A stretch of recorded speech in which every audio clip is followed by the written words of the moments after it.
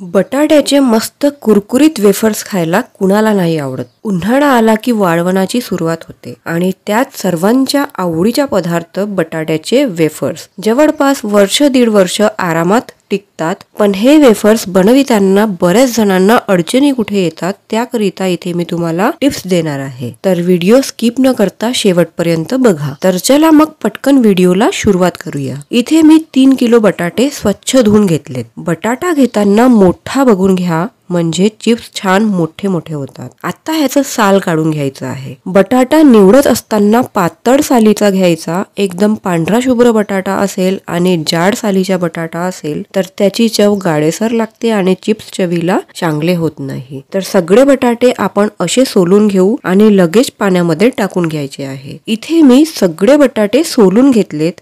एका मोठ्या भांड्यामध्ये पाणी घातलेलं आहे। सगळे बटाटे बसतील एवढं पाणी घ्यायचं आहे। याच पाण्यामध्ये आपण नंतर वेपर्स सुद्धा टाकून घेणार आहोत। आता आपण वेपर्स बनवायला घेऊयात। वेपर्स बनविताना वेपर्सची किसणी अशा प्रकारे थोडीशी आडवी धरायची आणि त्यावर वेपर्स करून घ्यायचे। तर बघा किती छान वेपर्स झालेले आहेत। मोठ्या साईजचा बटाटा असल्यामुळे वेपर्स मस्त लांब लांब मोठे असे झालेले आहेत। वेपर्स झाल्यानंतर लगेच ह्यांना पाण्यामध्ये टाकून घ्यायचं आहे। तर बघा अशा प्रकारे मी सगळे वेपर्स करून घेतलेले आहेत। हे वेपर्स तळल्यावर खूप मोठ्या साईजचे होतात। रात्रभर एका पाण्यामध्ये हे वेपर्स असेच बुडवून ठेवणार आहे। तर इथे मी तुरटीचा खडा टाकलेला आहे। तुरटीच्या पाण्यामध्ये वेपर्स बुडवून ठेवलेत की हे अजिबात काळे पडत नाही, लाल सुद्धा होत नाही, छान पांढरे शुभ्र होतात। दुसऱ्या दिवशी आपण हे वेपर्स उकडून घेणार आहोत। तर ह्या ठिकाणी बघा रात्रभर हे वेपर्स पाण्यात बुडवून ठेवलेले होते। अजिबात हे वेपर्स काळे पडलेले नाहीत। आता आपण ह्यांना ह्या पाण्यातून काढून दुसऱ्या पाण्याने स्वच्छ धुवून घेऊयात। रात्रभरामध्ये तुरटीच्या पाण्यामध्ये बटाट्याचा सगळा स्टार्च निघून जातो आणि छान पांढरे शुभ्र वेपर्स होतात। वेपर्सला छान 2 पाण्याने स्वच्छ धुवून घेतलेत की हे अजिबात काळे किंवा लालसर होणार नाही। इथे मी एका मोठ्या पातेल्यामध्ये पाणी गरम करायला ठेवलेलं आहे। पाण्यामध्ये चवीनुसार मीठ टाकून घ्यायचं आहे। सगळे वेपर्स येतील इतक्या मोठ्या साईजच्या पातेलं घ्यायचं आहे। 3 किलो बटाटे असल्यामुळे मी 3 चमचे मीठ टाकून घेतलेलं आहे। पाणी गरम झालेलं आहे। तर आता आपण ह्यामध्ये वेपर्स घालून घेऊयात। वेपर्स मधले सगळे पाणी काढून घेतलेले आहे। तुरटीचे जे पाणी आहे ते सगळं काढून 2 पाण्याने वेपर्सला स्वच्छ धुवून घ्यायचं आहे। वेपर्स पूर्णपणे पातेल्यामध्ये बसलेत, त्यामुळे मी हे सगळे उकडून घेणार आहे। 5 ते 10 मिनिट फुल गॅस फ्लेम वर झाकून वेपर्सला शिजवून घ्यायचे आहे। पाण्याला उकळी आल्यानंतर हे वेपर्स चांगले असे हलवून घ्यायचे आहेत। आता गॅस बंद करायची आणि त्यानंतर हे वेपर्स आपल्याला लगेच पाण्यामधून काढून घ्यायचे आहे। वेपर्स जाडीच्या प्लेट मध्ये किंवा एखाद्या टोपलीमध्ये काढून घ्यायचे आहे। सगळे वेपर्स अशा प्रकारे एका जाळीदार प्लेट मध्ये काढून घेतले। तर ह्याच्यावर स्वच्छ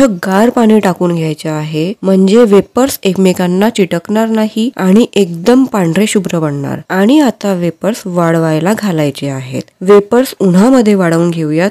सगळे वेपर्स ह्याच्यावर मस्त असे पसरवून घेतले। ह्यांना उन्हामध्ये सुट्टे सुट्टे करून चांगले वाळवून घ्यायचे आहेत। एक दिवस मस्तपैकी उन्हामध्ये वाळवून घ्यायचं आणि दुसऱ्या दिवशी 2 ते 3 भांड्यांमध्ये ह्यांना छान पसरवून वाळवून घ्यायचे आहेत। वेपर्स चांगले वाळवून झाल्यानंतर हवाबंद डब्यामध्ये ठेवा। 2 ते 3 वर्ष वेपर्स चांगले राहतात, खराब होत नाही। हे वेपर्स आता मी तुम्हाला तळून दाखविते की किती छान पांढरे शुभ्र होतात हे। तर तेल गरम करायला ठेवलेलं आहे। तेल गरम होता बरोबरच यामध्ये वेपर्स तळून घ्यायचे आहे। तर बघा वेपर्स किती मोठ्या साईज मध्ये होतो आणि छान पांढरा शुभ्र होतो, अजिबात हा लालसर होत नाही। तर तुम्ही सुद्धा अशाच प्रकारे वेफर्स बनवून बघा। तर हे वेपर्स कसे वाटलेत मला कमेंट करून नक्की सांगा। तुम्ही सुद्धा बटाट्याचे वेपर्स अशाच पद्धतीने बनवा आणि तुम्ही बनवून घेतलेले वेपर्स कसे बनलेत हे मला फीडबॅक कमेंट करून सांगा। व्हिडिओ संपूर्ण बघितल्याबद्दल खूप खूप धन्यवाद। अशाच नवनवीन आगळ्या वेगळ्या रेसिपीज बघण्याकरिता विलेज फूडीजला सबस्क्राईब करा। लवकरच भेटूयात नवीन रेसिपी सोबत। तेव्हापर्यंत